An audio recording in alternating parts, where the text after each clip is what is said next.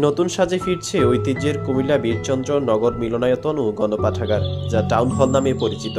নগরীর প্রাণকেন্দ্রে অবস্থিত এই প্রাচীন মাঠ ও স্থাপনা দীর্ঘ সময় জরাজীর্ণ ছিল। সেই টাউন হল কবে আবার সরগরম হয়ে উঠবে, সেই প্রশ্ন নগরবাসীর। গত 5 আগস্ট কিছু লোক টাউন হলের ভাঙচুর করে বইপত্র লুট ও আগুন ধরিয়ে দেওয়া হয়। টাউন হল ছিল মূলত বইয়ের কারাগার। সাবেক এমপি বাহাউদ্দিন বাহারের বলয়ের ছাড়া কাউকে এখানে সদস্য করা হতো না, সুযোগ পেত না বই পড়ার। এখানে 100 বছর আগের বই আছে 5,000-এর বেশি। এনসাইক্লোপিডিয়া অফ ব্রিটানিকার প্রথম সংখ্যা থেকে প্রায় সব সংখ্যাই ছিল। এখানে মহাকবি ফেরদৌসী রচিত শাহনামার প্রথম সংস্করণের কপি আছে। আদি রাজমালার প্রথম সংস্করণেরও কপি আছে। আছে অনেক পুঁথি। এগুলো সমগ্র দেশের অমূল্য সম্পদ। সম্প্রতি বইগুলো খোয়া গেছে। হারানো বইগুলো ফিরিয়ে আনার ব্যবস্থা করার দাবি উঠেছে। এদিকে মূল কাঠামোকে ঠিক রেখে টাউন হলের সংস্কারকে স্বাগত জানিয়েছেন কুমিল্লার সচেতন নাগরিক সমাজ। এই মিলনায়তনটি আছে সেটি 1885 সালে প্রতিষ্ঠিত হয়।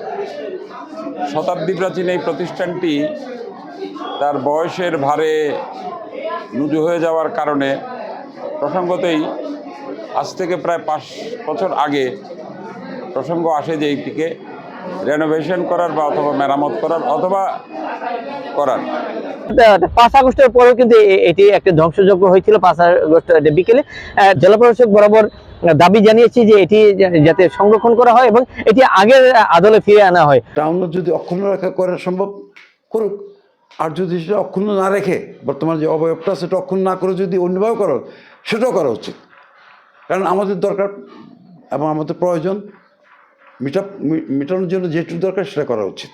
সংস্কার শেষ হলে এটি আরও নান্দনিক হয়ে উঠবে বলে প্রত্যাশা করছেন জেলা প্রশাসক আমিরুল কায়সার।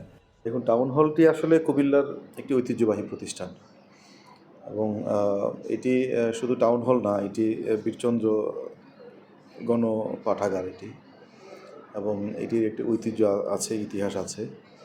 এটি গত 5ই আগস্টের যে গণ অভ্যুত্থান পরবর্তী সময়ে এটি ধ্বংসপ্রাপ্ত হয়। তার ঐতিহ্য ধরে রেখে লালন করে এটাকে আমরা পূর্বাবস্থায় ফিরিয়ে দেওয়ার কাজটি আমরা হাতে নিয়েছি। জেলা পরিষদ কুমিল্লা থেকে আমরা প্রায় 3,25,00,000 টাকা বরাদ্দ করেছি এবং এটি টেন্ডার ইভ্যালুয়েশন পর্যায়ে রয়েছে। আশা করি খুব শীঘ্রই এই কাজটি আমরা শুরু করতে পারব।